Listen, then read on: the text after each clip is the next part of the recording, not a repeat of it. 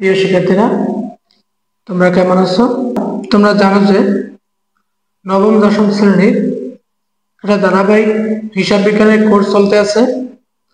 আমরা আছি নবম দশম শ্রেণীর পাঠ্য বইয়ের সপ্তম অধ্যায় খতিয়ান চ্যাপ্টারে। আজকে আমরা করব সপ্তম অধ্যায় সৃজনশীল 1 নাম্বার। সৃজনশীল 1 নাম্বারের ক নাম্বার। আমার প্রথমে বলছে ক নাম্বার বলছে প্রারম্ভিক মূলধন নির্ণয়। তাহলে আমরা কি জানি? প্রারম্ভিক মূলধন বলতে বোঝাই আমরা বছরের প্রথমে যেগুলো নিয়ে ব্যবসা শুরু করছে ওইগুলোই প্রারম্ভিক মূলধন। দেখো, 1 তারিখ আছে নগদ 55,000 টাকা, 50,000 টাকার কম্পিউটার এবং 30,000 টাকার পণ্যদ্রব্য নিয়ে ব্যবসা শুরু করলো। তাহলে আমরা প্রথমে লিখতে পারি নগদান হিসাব ডেবিট। আমরা জাবেদার নিয়মে করতে পারি। তো প্রারম্ভিক মূলধন বিভিন্ন নিয়মে করা যায়। খতিয়ানের মাধ্যমে করা যায়, জাবেদার মাধ্যমে করা যায়, অথবা শুধু যোগ করে প্রারম্ভিক সম্পদ থেকে প্রারম্ভিক বাদ দিল, তাতেও প্রারম্ভিক মূলধন হয়। এখন এইটা কোন করবো? আমরা জাবেদার নিয়মে। প্রথমে লিখলাম তারিখ, বিবরণ, ডেবিট টাকা, ক্রেডিট টাকা। প্রথমে আছে নগদান। দেখো আমরা করি তাহলে জাবেদার মতো। জানুয়ারি 1 নগদান হিসাব ডেবিট, জাবেদার নিয়মে করবো। নগদান হিসাব ডেবিট, অফিস সরঞ্জাম অথবা কম্পিউটার যা লেখো, ডেবিট। ক্রয় হিসাব ডেবিট, মূলধন হিসাব ক্রেডিট।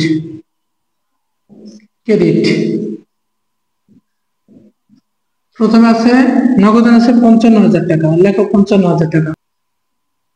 অফিস সরঞ্জাম আছে 50,000 টাকা, লেখো 50,000। ক্রয় পণ্য নিয়েছিল 30,000 টাকা।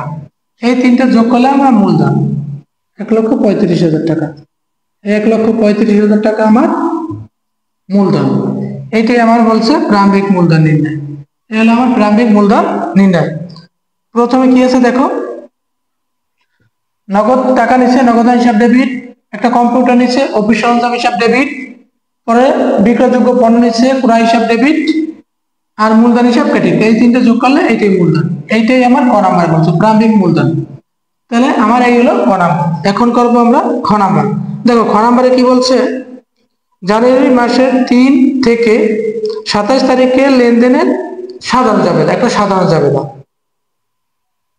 দেখো সপ্তম অধ্যায় সৃজনশীল 1-এর খ আমাদের বলছে সাধারণ জাবেদা। 3 তারিখ থেকে 27 তারিখের লেনদেন দিয়ে একটা সাধারণ জাবেদা।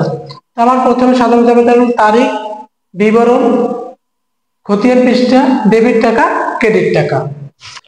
এ হলো আমার জাবেদার ঘর। তাহলে আমার 3 তারিখ দেখে আমি কি আছে, জাহান ড্রাগস হতে ঔষধ ক্রয়। আমরা জানি কি যে কোনো প্রতিষ্ঠানের নাম অথবা কোনো ব্যক্তির নাম থাকলে ওই লেনদেনটা বাকিতে হয়েছে। তাহলে জাহান ড্রাগস এটা প্রতিষ্ঠানের নাম আছে, জাহান ড্রাগস হতে ঔষধ ক্রয়। জাবেদা কি? ক্রয় হিসাব ডেবিট, ক্রয়ের সাথে থাকে পাওনাদার, পাওনাদার হিসাব ক্রেডিট। লেখা ক্রয় হিসাব ডেবিট, ক্রয় হিসাব ডেবিট, পাওনাদার হিসাব ক্রেডিট, পাওনাদার হিসাব ক্রেডিট। টাকা আছে 80,000, লেখো 80,000। ক্রেডিটে লেখো 80,000। কারণ লাগতে পারি বাকিতে পণ্য ক্রয়, বাকিতে পণ্য ক্রয় করা হলো। ক নাম্বার আছে জাহান ড্রাগস হতে ওষুধ ক্রয়, ক্রয় হিসাব ডেবিট, পাওনাদার হিসাব ক্রেডিট। 80,000 টাকা, 80,000 টাকা। 7 তারিখ পুরাতন প্রিন্টার মেশিন বিক্রি করছি। বিক্রি করলে আমি কি পাইছি? নগদ টাকা পাইছি। তাহলে নগদান হিসাব ডেবিট, অফিস সরঞ্জাম হিসাব ক্রেডিট। লেখো নগদান হিসাব ডেবিট, নগদান হিসাব ডেবিট, অফিস সরঞ্জাম ক্রেডিট, অফিস সরঞ্জাম হিসাব ক্রেডিট। টাকা আছে 3,200, ডেবিট সোজা লেখো 3,200, ক্রেডিট সোজা লেখো 3,200। কারণ লাগতে পারে অফিস সরঞ্জাম বিক্রয় করা হলো।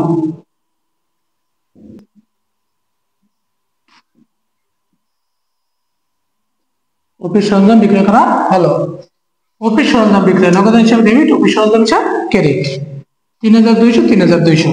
18 তারিখ আছে মেয়াদ উত্তীর্ণের কারণে জাহান ব্রাসকে ওষুধ ফেরত 6000 টাকা। আমি জাহান ব্রাস হতে পণ্য ক্রয় করছিলাম, ওইটা মেয়াদ উত্তীর্ণ হয়ে গেছে, মেয়াদ উত্তীর্ণের কারণে আমি পণ্য ফেরত দিয়ে দিছি। তাহলে আমি এটার বিপরীত জাবেদা লাগতে পারি প্রথমটা। তাহলে পাওনাদার হিসাব ডেবিট, ক্রয় ফেরত ক্রেডিট। পাওনাদার হিসাব ডেবিট আর ক্রয় ফেরত ক্রেডিট। 18 তারিখ পাওনাদার হিসাব ডেবিট,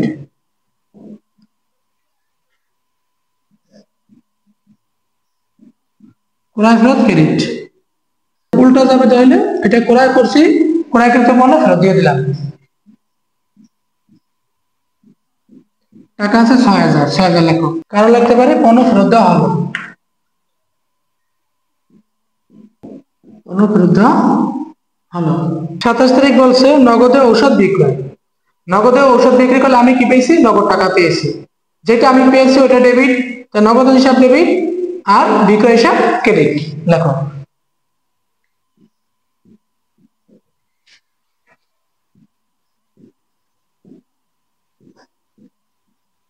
নগদ হিসাব ডেবিট, বিক্রয় হিসাব ক্রেডিট।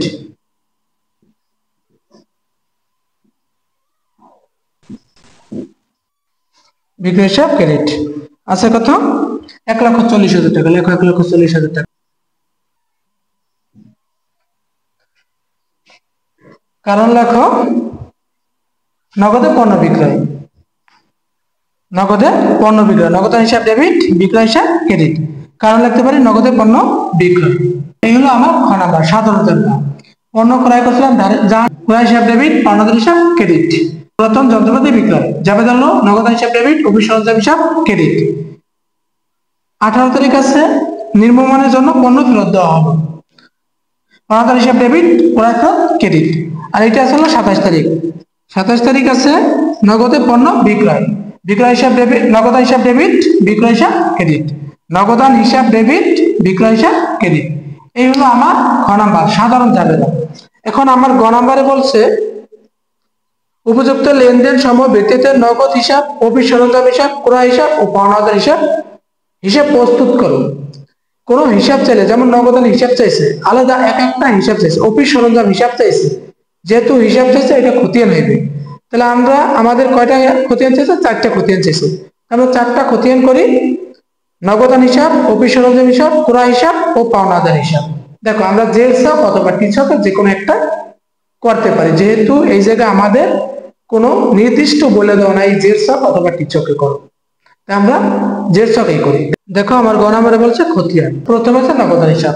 নগদান হিসাব হলো এটা আমরা করলাম চলমান জেল ছকে খতিয়ান, চলমান জেল ছকে খতিয়ান। প্রথমে আছে তারিখ, বিবরণ, জাবেদা পৃষ্ঠা, ডেবিট টাকা, ক্রেডিট টাকা, ব্যালেন্স অবলিক জের। ব্যালেন্স অবলিক জেরের মধ্যে আছে 2টা টাকা, নগদ ডেবিট টাকা, ক্রেডিট টাকা। প্রথমে আমার আসলো নগদান হিসাব ডেবিট আর মূলধন হিসাব ক্রেডিট। 55,000 টাকা ছিল নগদান হিসাব ডেবিট, বিপরীত এন্ট্রি পেয়েছিল কি? মূলধন। দেখো মূলধন হিসাব, মূলধন হিসাব, মূলধন হিসাব। নগদ ছিল ডেবিটে, বিপরীত এন্ট্রি ছিল মূলধন, লিখবো আমরা ডেবিটে 55,000 টাকা। ব্যালেন্স লেখো 55,000 টাকা। টাকা আছে কোথায়? ডেবিটে, ব্যালেন্স লিখবো ডেবিটে। 7 তারিখ আছে পুরাতন প্রিন্টার মেশিন বিক্রয়। জাবেদা কি ছিল? নগদ হিসাব ডেবিট, অফিস সরঞ্জাম হিসাব ক্রেডিট। নগদ আসলে কোথায়? ডেবিটে, লিখবো কোথায়? টাকা লিখবো ডেবিটে, বিপরীতের দিকে অফিস সরঞ্জাম। 7 তারিখ অফিস সরঞ্জাম হিসাব। টাকা ছিল, নগদ ছিল ডেবিটে, বিপরীতের দিকে লিখলাম অফিস সরঞ্জাম 3,200। এটার সাথে এটা যোগ করো, হলো 58,200। এটার সাথে এটা যোগ করে ব্যালেন্সে লিখলাম। এটা আছে ডেবিটে, এটাও আছে ডেবিটে, ডেবিটে যোগ। 27 তারিখ আছে নগদে ঔষধ বিক্রয়।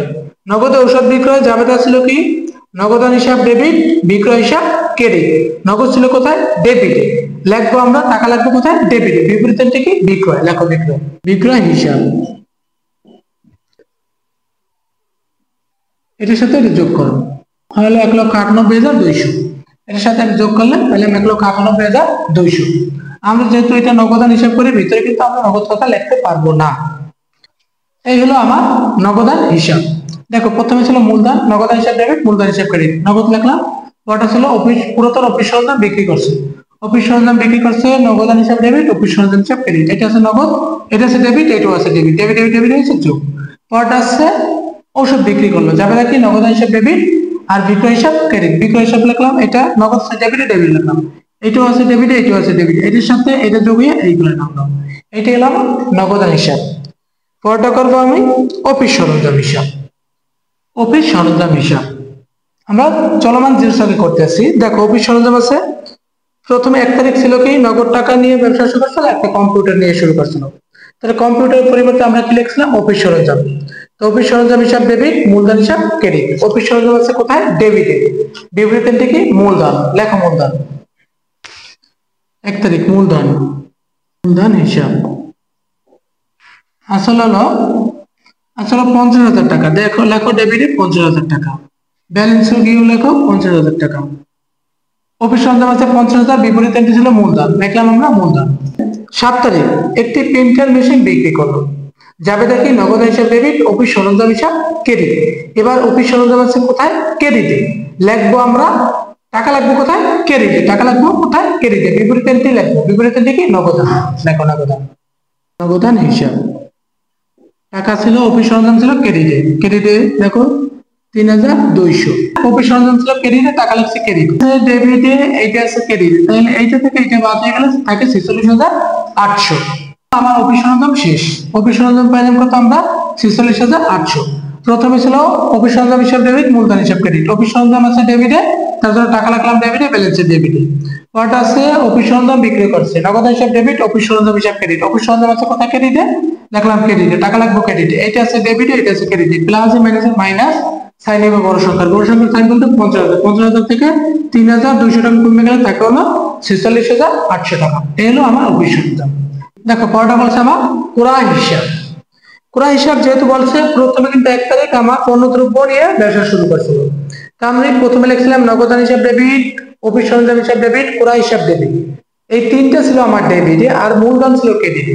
তাহলে ক্রয় হিসাব যেহেতু আছে কোথায়, ডেবিটে, বিপরীত এন্ট্রি কি মূলধন, লেখো মূলধন। 1 তারিখে মূলধন, মূলধন হিসাব। ক্রয় পণ্যদ্রব্য ছিল, ক্রয় ছিল ডেবিটে, ডেবিটে লাগবো টাকা আছে 30,000, টাকা লাগবো 30,000, কিন্তু আমরা কিন্তু বিপরীত এন্ট্রি লিখছি মূলধন, ব্যালেন্সে গিয়ে লেখো 30,000। 3 তারিখ জাহান ড্রাগস সাথে ঔষধ ক্রয়, জাহান ড্রাগস আছে প্রতিষ্ঠানের নাম, তার জন্য এটা বাকি তো হয়েছে, যাবেটা কি ক্রয় হিসাব ডেবিট, পাওনাদার হিসাব ক্রেডিট। ক্রয় আছে কোথায়, ডেবিটে, বিপরীত এন্ট্রি কি পাওনাদার, লেখো পাওনাদার। 3 তারিখ পাওনাদার হিসাব 80,000 টাকা।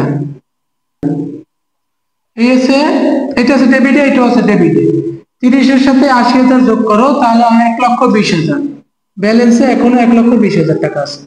আর আমার ক্রয় নেই, ক্রয় আছে শুধু দুইটাই। প্রথমে ছিল পণ্যদ্রব্য নিয়ে ব্যবসা শুরু করছি, ক্রয় হিসাব ডেবিট, মূলধন হিসাব ক্রেডিট। ক্রয় হিসাব আছে ডেবিটে, টাকা লাগবে ডেবিটে, বিপরীত থেকে মূলধন, মূলধন লিখলাম, এই লিখলাম ডেবিটে, ব্যালেন্সে গিয়ে লিখলাম ডেবিট। পরটা আছে জাহান ড্রাগস সাথে ঔষধ ক্রয়, যাবে দেখি ক্রয় হিসাব ডেবিট, পাওনাদার হিসাব ক্রেডিট। ক্রয় আছে ডেবিটে, বিপরীত থেকে পাওনাদার, পাওনাদার। ক্রয় আছে ডেবিটে 80,000, এটার সাথে এটা যোগ হয়ে এই করে নামাইলাম 1,20,000। এই আমার ক্রয় হিসাব শেষ। দেখো পরটা বলছে আমার পাওনাদার হিসাব। চলমান জিনিসটাকে আমরা করতে আসছি খতিয়ান।